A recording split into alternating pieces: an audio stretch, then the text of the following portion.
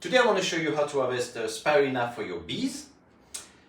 So spirulina lives in a very salty, very alkaline environment, and when it comes to harvesting spirulina, you have two ways to do it. If it's for human consumption, you need to rinse the spirulina to remove the salt.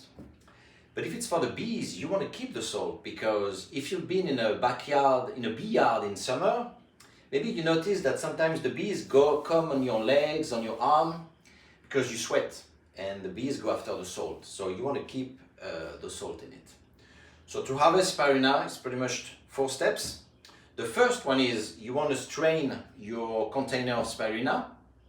So I made a previous video on a simple vessel you can build. The one I have in my kitchen is a 5 gallon.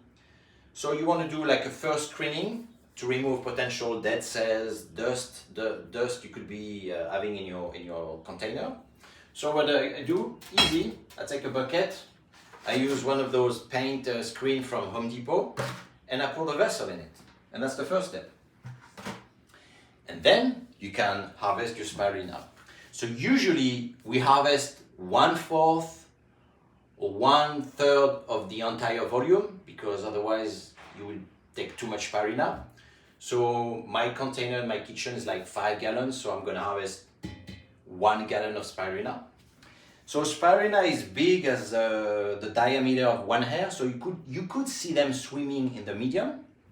So to catch them, you want to use a screen which is 35-40 microns. Then you can pour in a big bowl. If I don't make a mess.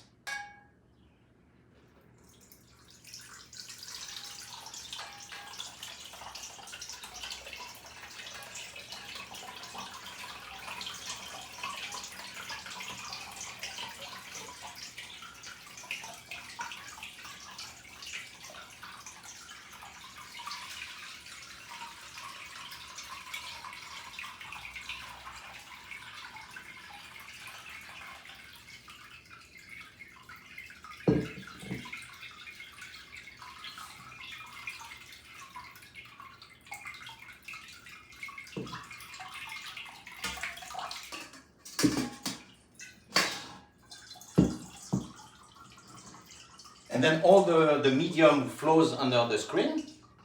Then you get your spirulina at the bottom of it, and you can rinse it. By rinsing, I mean just remove it from the screen by just using a bottle of water with a hole in it. So you take another container. So that's the medium. You could put it back in it, but I will show you in a different video. You can do something else with it. So you get the screen, and all of that is the spirulina. And what I do, to catch it, I just use water on it, like that.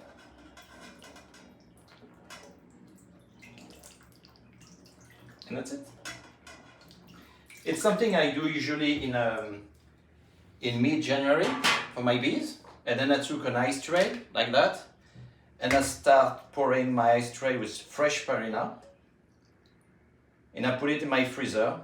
And every week, every 10 days I do that, so that when the beekeeping season will start in March, every time I come to visit my bees, I will give them a cube of frozen spirulina.